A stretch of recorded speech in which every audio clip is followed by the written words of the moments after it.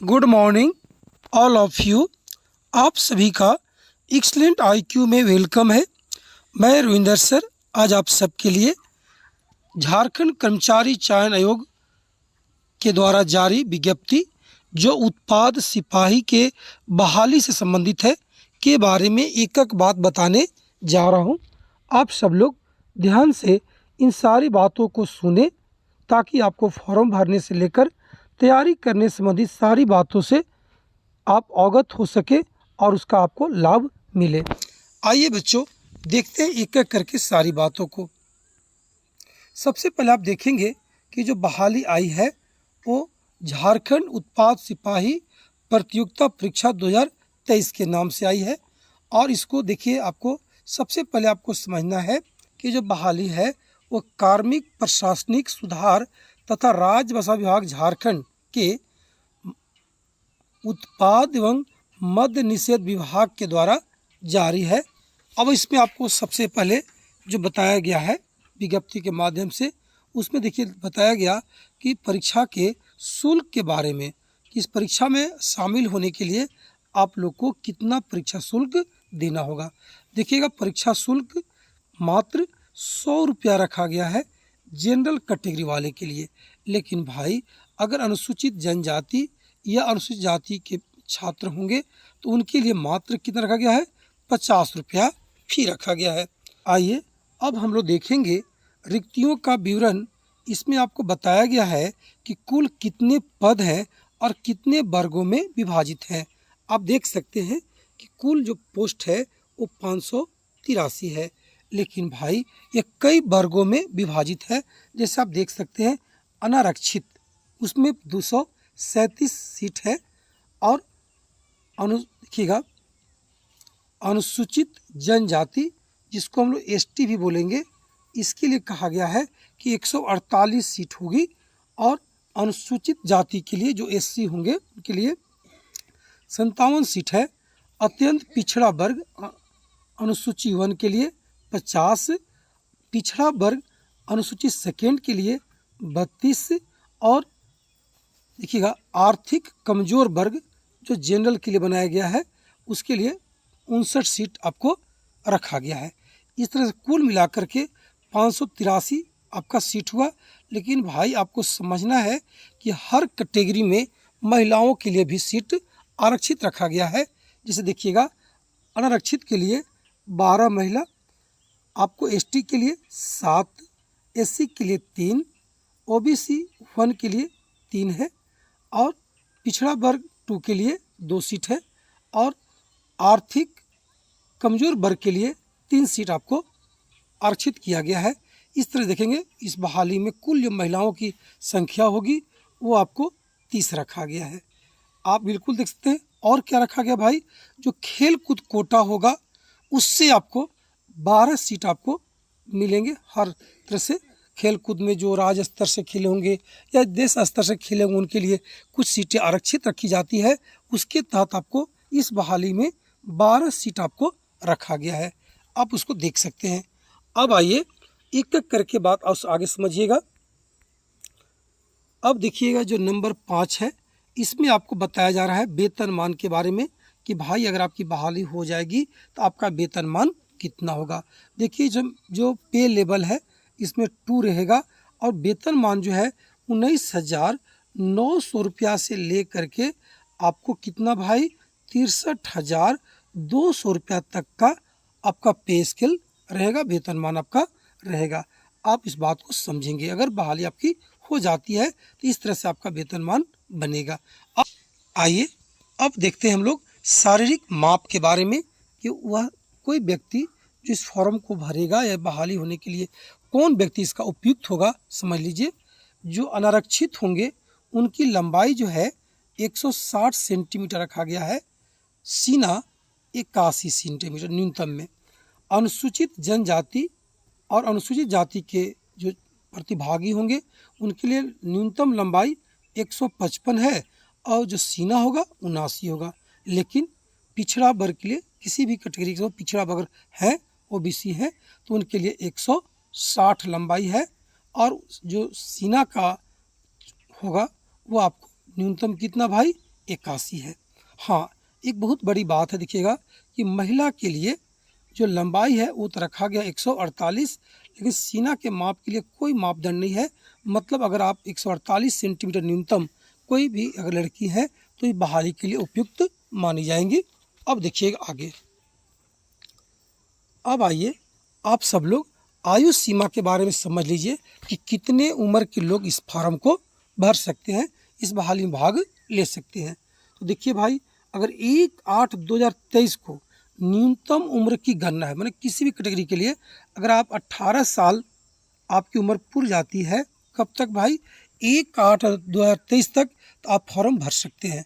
लेकिन अधिकतम उम्र की जो गणना होगी वो 1/8/2018 के आधार मान के होगा। मतलब भाई अभी 2023 चल रहा है, तो आपको 23 में अधिकतम नहीं सोचना है, आपको ये देखना है कि आपका 1/8/18 को अधिकतम उम्र कितनी थी। पहले आप ये समझिए कि अधिकतम उम्र कितना रखा गया है। अब देख सकते हैं, अब आप अधिकतम उम्र रखा गया है जनरल के लिए 25 वर्ष, और जो रिजर्व कोटा है उनके लिए रखा गया है 27 वर्ष।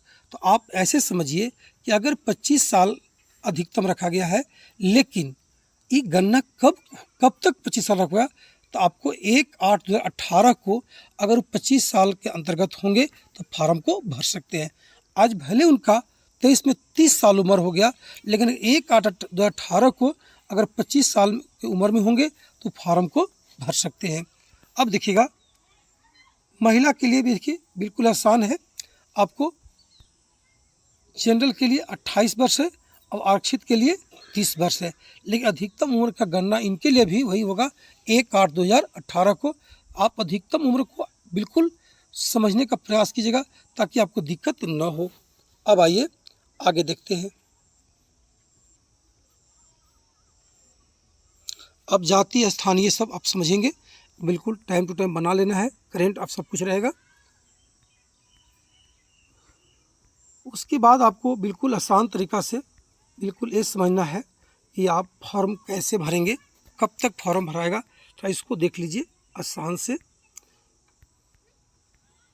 ये देखिए, इसमें कहा जा रहा है कि आपको 1/6/2023 से मतलब जून महीना से, मतलब 2 दिन बाद से आपका फॉर्म भरना शुरू होगा, और देखिएगा 30/6/2023 के मध्य रात्रि तक आप फॉर्म को ऑनलाइन भर सकते हैं। हाँ, अगर फॉर्म भर दिए तो परीक्षा शुल्क भुगतान करने का जो तिथि होगा वो 2/7 तक रखा गया है। और भाई फोटो, हस्ताक्षर तथा आवेदन पत्र का प्रिंट आउट लेने के लिए आपको 4/7/2023 की मध्य रात्रि तक आपको आदेशित है कि आप इतना तक इसको ले सकते हैं। अब देखिएगा, हाँ, अगर फॉर्म भरने में अगर कुछ गलतियां हो, कुछ त्रुटि रह गई हो, तो आप देख सकते हैं भाई कि 6/7/2023 से लेकर के 8/7/2023 की मध्य रात्रि तक ऑनलाइन आवेदन पत्र में अभ्यर्थी का नाम और जन्म तिथि, ईमेल आईडी और मोबाइल संख्या को छोड़कर कोई और अशुद्धि हुआ होगा तो आप उसको पुनः लिंक खोली जाएगी और आप सुधार कर पाएंगे। अगर कुछ गलती भी हो जाए फॉर्म भरते वक्त तो मत चिंता कीजिएगा, आपको एक बार फिर से मौका मिलेगी। जो उसका दिन होगा 6/7/2003 से 8/7/2023 तक। लेकिन हाँ भाई, मोबाइल नंबर ठीक से देना है, ईमेल आईडी ठीक से देना है, नाम और जन्म तिथि ये सुधार नहीं होगी, आप इसको जरूर समझेंगे। अब आप देखिएगा आगे छोटू, परीक्षा का स्वरूप। देखिए, परीक्षा आपका 3 चरणों में होगी, 3 पेपर होगा। आप देख सकते हैं भाई, पहले आपको शारीरिक दक्षता होगी, यानी इसमें आपको दौड़ना है। आपको भी आप समझिए कि आपको 1 घंटा में भाई 60 मिनट में, जेंट्स लड़का के लिए 60 मिनट में आपको दौड़ना है कितना? 10 किलोमीटर।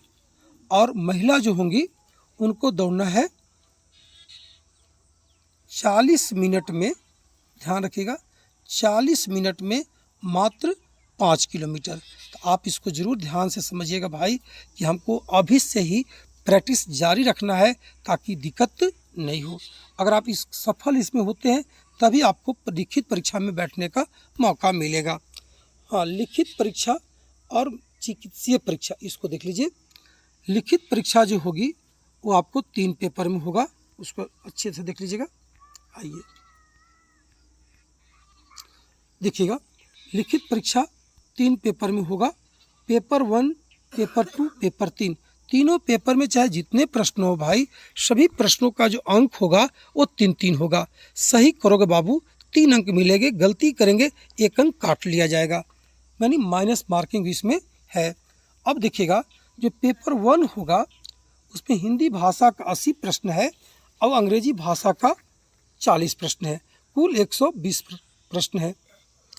120 है, आपको 3 अंक का सब हुआ, यानी 360 अंक का हुआ। आपको देखिए, इसमें आपको जो परीक्षा में पास करना होगा भाई, इसको ज़रूर आपको 30% अंक लाना एकदम अनिवार्य है। नहीं लाएंगे तो आपको फेल माना जाएगा। तो 360 का 30% जब निकालिएगा तो आपको 108 नंबर आएगा।